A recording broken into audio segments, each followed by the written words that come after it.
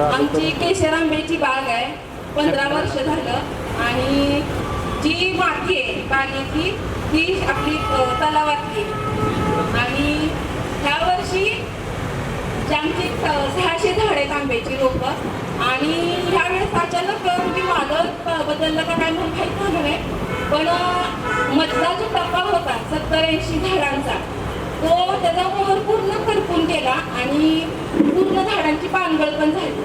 म्हणजे मधल्या टप्प्यातच फक्त नुकसान झालंय, वरचा भाग खालचा भाग सगळी झाडं व्यवस्थित आहेत. हे कशामुळे झालं असेल आणि त्या झाडांसाठी ट्रीटमेंट काय द्यावी, झाडं तर व्यवस्थित झाली पाहिजे, त्यासाठी मग काय उपाय करावा.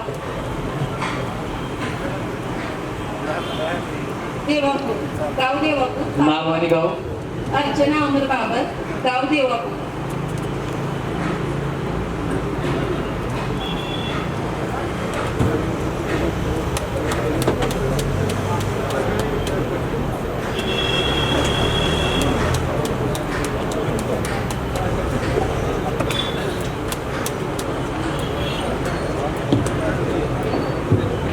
तर झाडांची पानगळ पण झाली आहे.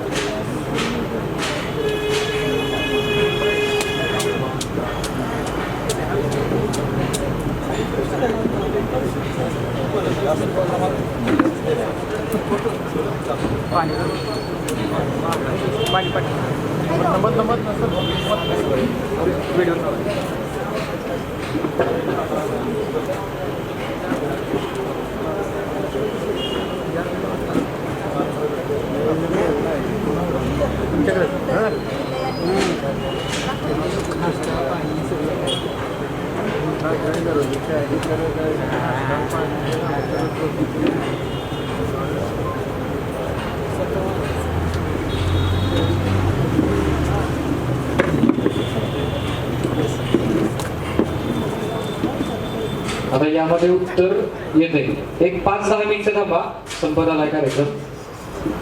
एक 2 प्रश्न आहेत, ते नंतर घेऊन आपण थांबूया.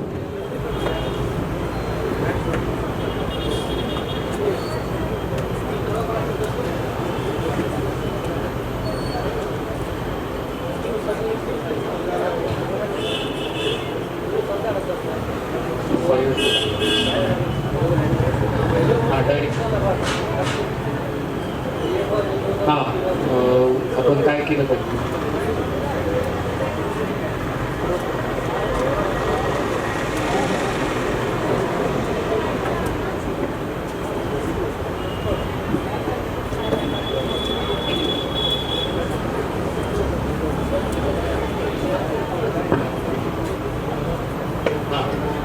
आता हे आपण काय करायचं म्हणजे त्यात त्यांनी डिटेल दिलेला.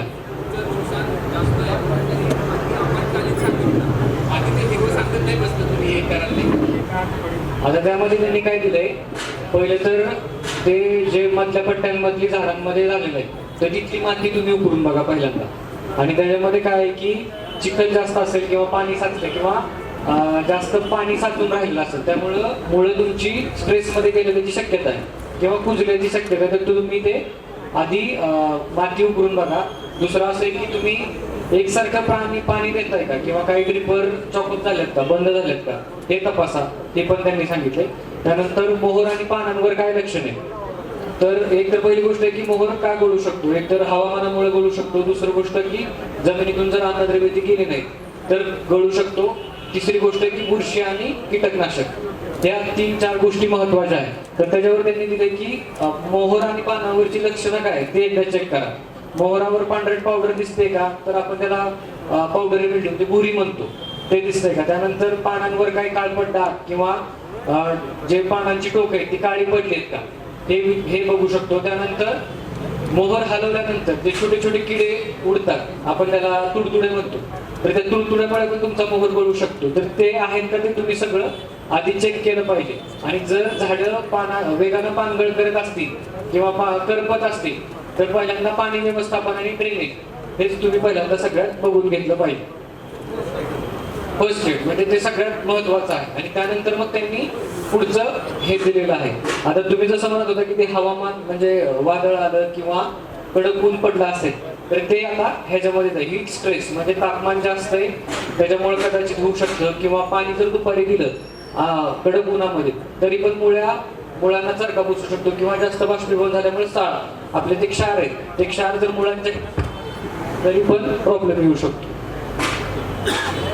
तर हे सर्व डिटेल तुम्हाला त्याच्यात मिळतील, आणि त्याच्यात जर तुम्ही खाली टाकलं की हे सगळी काळजी आम्ही घेतली, पण त्या दरम्यान मध्ये एखादं वादळ आलं होतं किंवा जोराचा वारा आला होता, तर त्याच्यामुळे ओव्हरगळ असू शकतो का, तर त्याची पण ते शक्यता कन्सिडर करून ते तुम्हाला सांगतं की गळू शकतो का, गळू नाही शकतो का, किंवा किती टक्क्यांपर्यंत नुकसान होऊ शकतं. तर हे पण डिटेल तुम्हाला तिथं माहिती भेटून जाईल. धन्यवाद.